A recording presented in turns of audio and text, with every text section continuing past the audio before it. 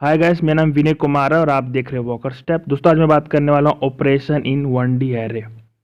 दोस्तों अगर आपने पहली वाली वीडियो नहीं देखी है तो आप जाके पहली वाली वीडियो देखिए, उसकी लिंक मैं डिस्क्रिप्शन में डाल दूंगा। दोस्तों इस चैनल पे दो और कोर्स चल रहे हैं, माई एसक्यूएल एंड एंगुलर, तो उसकी भी लिंक मैं डिस्क्रिप्शन में डाल दूंगा, आप वो भी चेक कर सकते हैं। तो चलिए दोस्तों स्टार्ट करते हैं।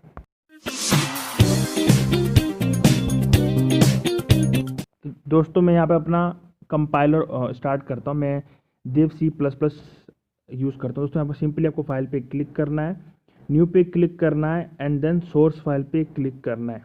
दोस्तों जैसे आप सोर्स फाइल पे क्लिक करेंगे आपका यहाँ पे जो है टेक्स्ट एडिटर स्टार्ट हो जाएगा। तो दोस्तों किसी भी कोडिंग करने के लिए एक बेसिक सिंटेक्स होता है, चाहे आप जावास्क्रिप्ट करिए, चाहे पाइथन करिए, चाहे जावा पे काम करिए। तो मैं सिंपल यहाँ पे आपको बेसिक सिंटेक्स बता देता हूँ जो हमें C++ में लिखना होता है। तो सबसे पहले मैं अपने यहाँ पे हेडर फाइल इंक्लूड कर लेता हूँ। तो मैं सिंपली लिखूँगा हैज़ इंक्लूड आयोस्ट्रीम। दोस्तों आयोस्ट्रीम इनपुट एंड आउटपुट के लिए यूज़ करते हैं। और इसके बाद दोस्तों हमको नेक्स्ट स्टेप में लिखना है यूजिंग नेम स्पेस std। दोस्तों std एक लाइब्रेरी फाइल है जो हमको यहाँ पे यूज़ करना पड़ता है। तो मैं यहाँ पे लिखूँगा using name space std and then semicolon enter. उसके बाद दोस्तों हमको यहाँ पे मेन फाइल बनानी पड़ती है, तो मैं यहाँ पे मेन फाइल बना लेता हूँ। तो यहाँ पे लिखूँगा इंट में रिटर्न 0 कर देता हूँ। दोस्तों रिटर्न कंपाइलर के लिए लिखते हैं कि कंपाइलर को बताने के लिए कि हमारा प्रोग्राम यहाँ पे ख़त्म हो गया है। दोस्तों हमारी बेसिक बेसिक सिंटैक्स होगी। दोस्तों अब हमें चेक करना है कि हमारी ज़रूरत क्या है। तो दोस्तों मैं यहाँ पे सर्च करना चाहता हूँ अपने एरे में। तो उसके लिए दोस्तों सबसे पहले हमको एक एरे बनाना पड़ेगा। तो एक मैं यहाँ पे एरे बना देता हूँ इंट डेटा टाइप्स का, और एरे की साइज़ 5 लिख देता हूँ और सेमीकोलन। तो दोस्तों यहाँ पे मेरा एरे बन चुका है। अगर दोस्तों आपको एरे बनाना नहीं आता है, आपको एरे डिक्लेयर करना नहीं आता है, तो आप जाके मेरी पहली वाली वीडियो देखिए, उसकी लिंक मैं यहाँ डिस्क्रिप्शन में डाल दूँगा। चलिए दोस्तों अब मेरा दूसरा काम है, एरे अभी खाली पड़ा हुआ है तो एरे में अभी एलिमेंट डालना पड़ेगा। तो मैं एरे में एलिमेंट डालने के लिए सिंपली फॉर लूप का यूज़ करूँगा। यहाँ पे मैं दोस्तों एरे की इंडेक्स स्टार्ट 0 से होती है, तो मैं i = 0 कर देता हूँ। और एरे की साइज़ कब तक चलेगी, तो जब 5 से कम तक, ठीक है। और i++ दोस्तों उसके बाद मैं यहाँ पे जो है सीन करा लेता हूँ, cin and then extraction operation and AI, ठीक है। दोस्तों इसके बाद मेरे को जो है इसको प्रिंट करना पड़ेगा। तो मैं सिंपली इस लूप को कॉपी करता हूँ और यहाँ पे जो है कॉपी करता हूँ और यहाँ पे जो है पेस्ट कर देता हूँ। और पेस्ट करने का दोस्तों आपको जो सीन पार्ट है, ये सीन पार्ट को यहाँ पे हटा देना है और यहाँ पे लिखना है आपको सी आउट। तो cout and then insertion operator.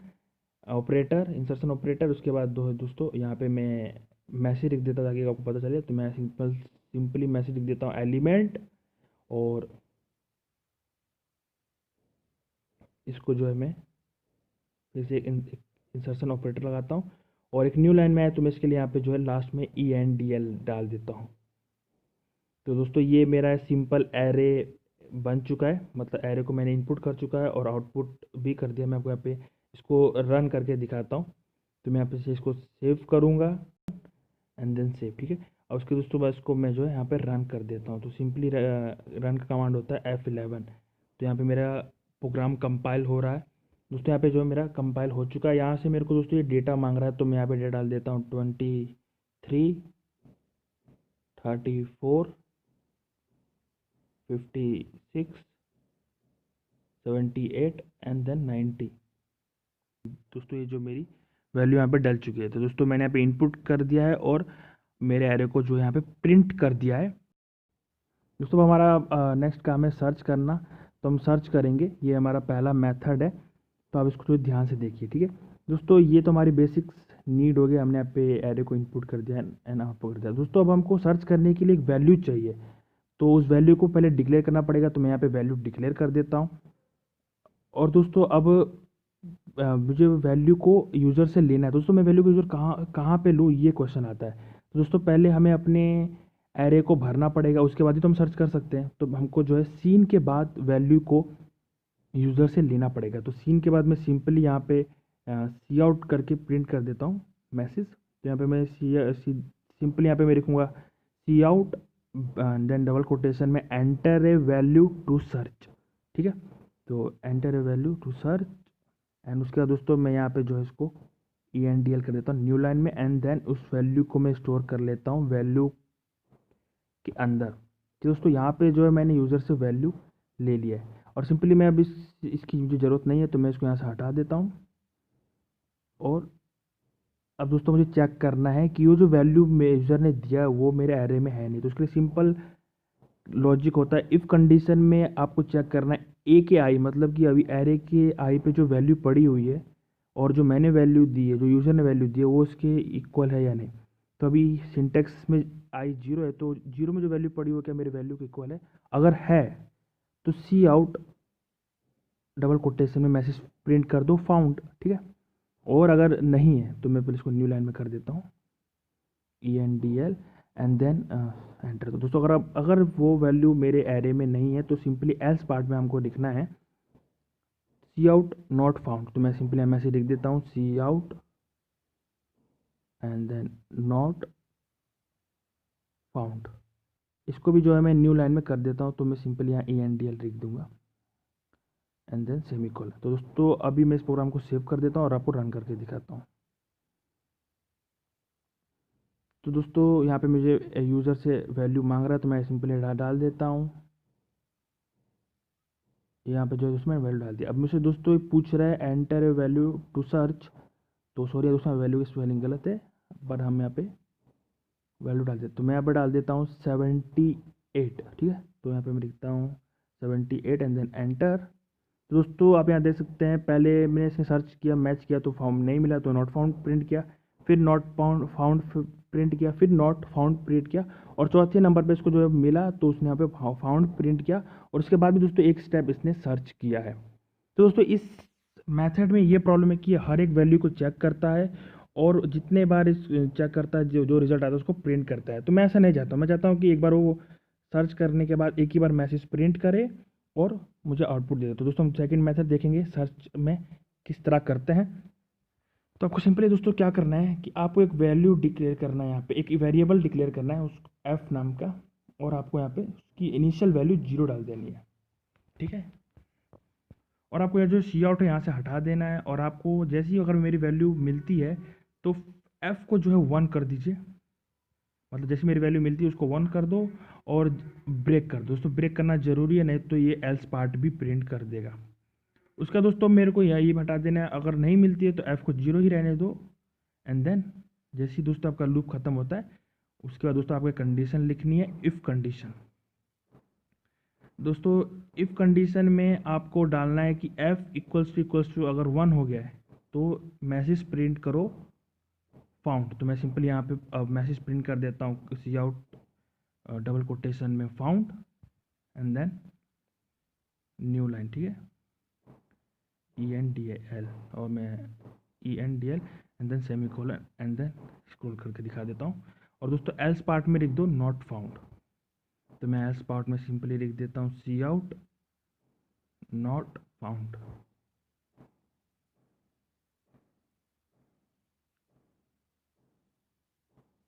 दोस्तों अब इसको जो है मैं इसको भी न्यू लाइन में कर देता हूँ। तो मैं सिंपली यहाँ पे लिख दूंगा ENDL एंड देन सेमीकोलन। और दोस्तों मैं इसको सेव कर लेता हूँ और आपको रन करके दिखाता हूँ। तो यहाँ पे दोस्तों मेरा कंपाइल होना स्टार्ट हो चुका है और यहाँ पे दोस्तों मेरा सक्सेसफुली कंपाइल हो चुका है। अब दोस्तों मैं आपको दिखाता हूँ डिफरेंस। तो यहाँ पे मैं वही सेम वैल्यू डाल देता हूँ और सर्च करता हूँ 78। ठीक है, और मैं भी एंटर करता हूँ। तो दोस्तों यहाँ पे दिखा दिया फाउंड। सी यहाँ पे एक ही मैसेज प्रिंट हुआ फाउंड का। और अब मैं आपको पहले वाले और इसमें जो है डिफरेंस दिखाता हूँ। तो मैं इसको मिनिमाइज़ कर देता हूँ और पहले वाला मैं आपको पहले वाला मैं जो को रिज़ल्ट दिखाता हूँ। तो ये मेरा पहले वाला रिज़ल्ट है और मैं इसको भी जो यहाँ से मिनिमाइज़ कर देता हूँ।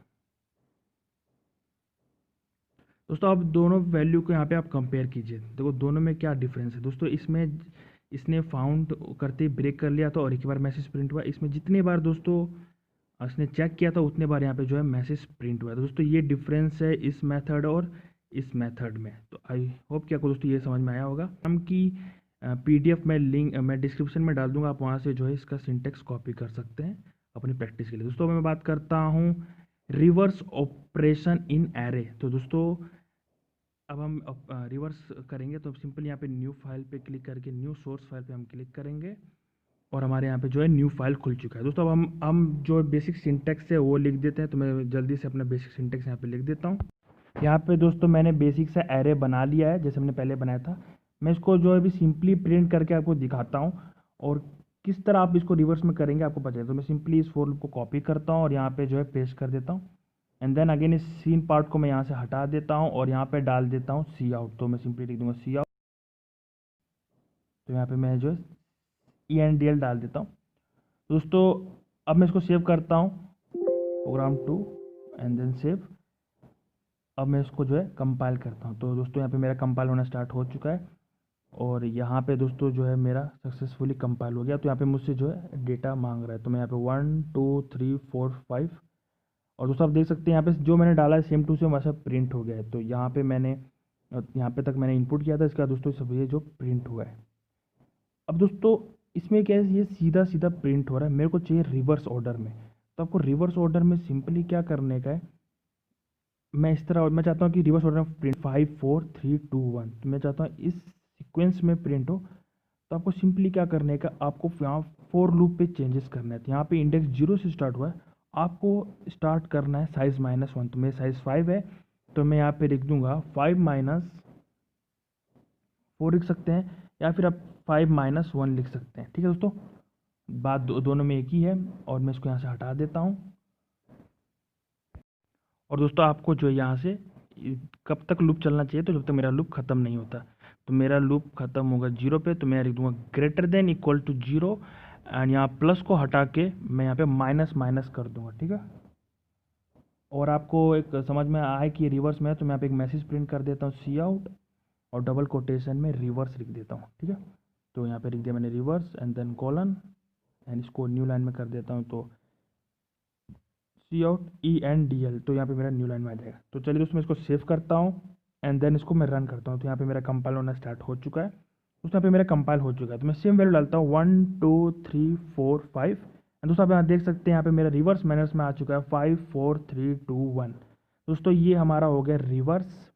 आज दोस्तों हमने पढ़ा था रिवर्स एंड सर्च ऑपरेशन। तो चलिए दोस्तों आज के लिए इतना ही, फिर मिलेंगे ऐसी इंटरेस्टिंग वीडियो में। दोस्तों अगर आपको अब मेरी वीडियो अच्छी लगी तो लाइक कीजिए और ज़्यादा से ज़्यादा दोस्तों अपने सारे दोस्तों के साथ शेयर कीजिए। तो अभी तक अगर आपने मेरे दोनों कोर्स को चेक नहीं किया है तो आप जाके पहले कोर्स चेक कर लीजिए, लिंक मैंने डिस्क्रिप्शन में डाल दिया है। दोस्तों डिस्क्रिप्शन में आपको एक फॉर्म मिलेगा जहाँ पे आप मुझे सजेशन दे सकते हैं, फीडबैक दे सकते हैं।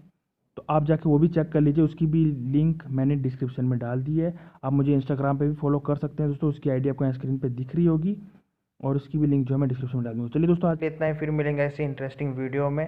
धन्यवाद।